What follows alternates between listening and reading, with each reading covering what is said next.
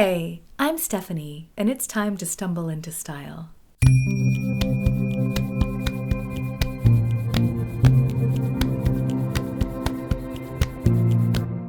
Welcome to Signature Style Sunday, my weekly video series in which I document my style journey and attempt to find my very own sense of style.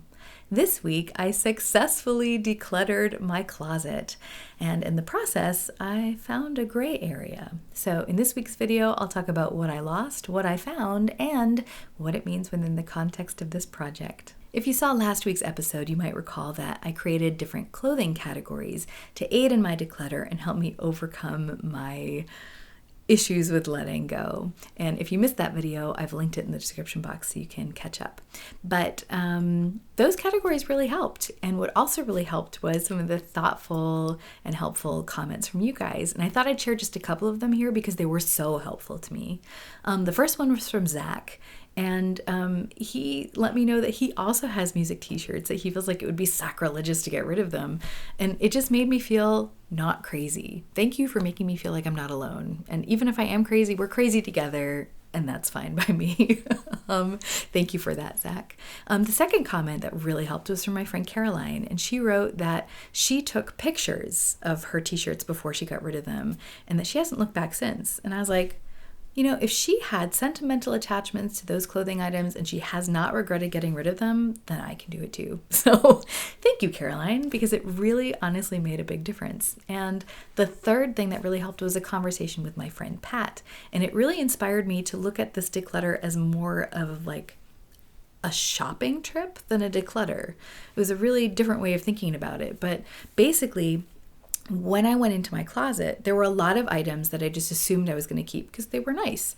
However, when I looked at those items through the lens of would I buy this right now if I were looking at it in a store, there were a lot of items that I wouldn't even try on because I wouldn't be interested in buying them. And that made it really easy for me to give them away. So thank you.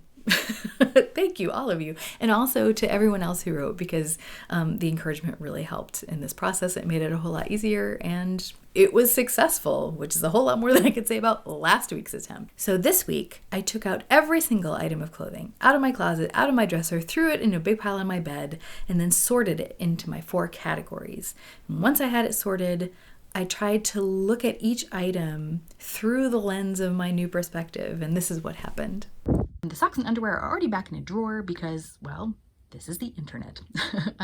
But this is what remains. This is the clothing of decades. This is my backup pile. And I've already found homes for these items, so they're going to be going away. This is my cool clothes pile, and I've come to realize that some of them aren't quite as cool as I thought they were, so I'm gonna have to sort through that.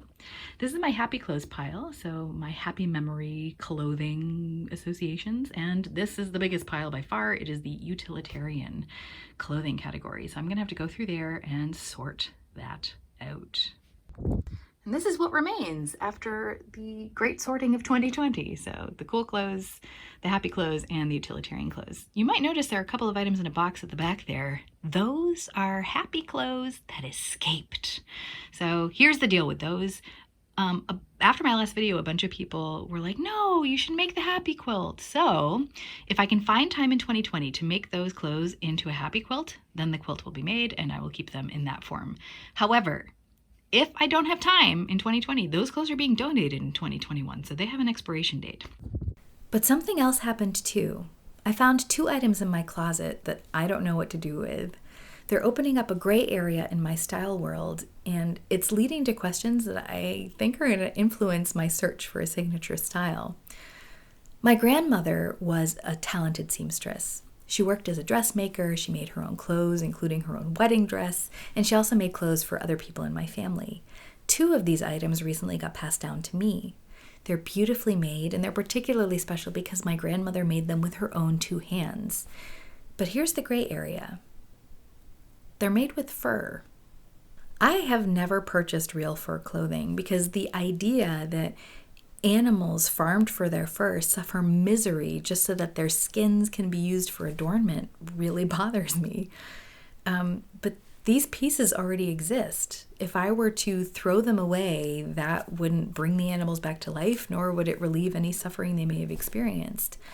And if I wear them, then it still won't support today's fur supply chain, nor will it support the brands that engage with it. But would wearing these pieces signal to people that I support the fur industry even though I don't? Because style is a statement made without context. If I wear these pieces out on the street and people see me, they're not going to know that they're vintage and that my grandmother made them. They're going to see a woman on the street wearing the skin of an animal. And is that really a statement I want to make? And it also got me thinking about other materials in the clothing that I wear. Leather, for example, might not be as controversial as fur, but it's essentially the same thing. And it's in the boots that I wear almost every day. But if I were to replace them with pleather boots, would that be a viable option, considering what plastic production is doing to the environment and in turn wildlife? And then there's the cotton in my t-shirts. How many toxic pesticides were used in the production of that? The rabbit hole of fashion industry ethics and production ethics in general is a deep one, and I don't have time to even begin to delve into that today. But I do have a feeling that it's going to be a theme that I repeatedly revisit while I'm on my style journey, because to me, finding a signature style isn't just about finding a distinct appearance. It's also about giving representation to the internal values that make me, me. And as a result, it has a lot to do with my thought process and the manner in which I make decisions about what I wear.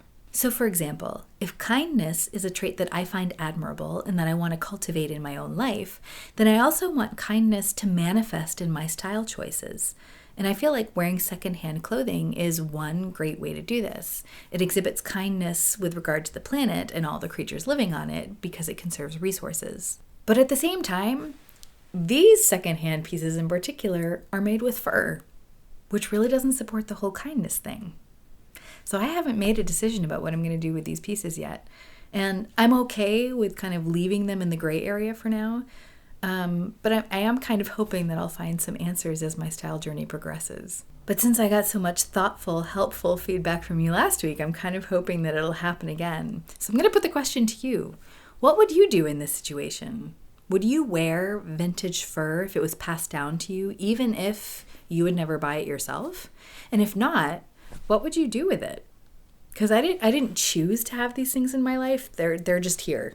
And now I have to make a choice, and I don't know what to do. Well, my head is spinning, so I'm going to end the video here, but I just want to say thank you so much for choosing to spend some of your time with me today. Hope you have a wonderful week, and I hope that we can all remember that even stumbling can be a form of moving forward. So let's stumble in style.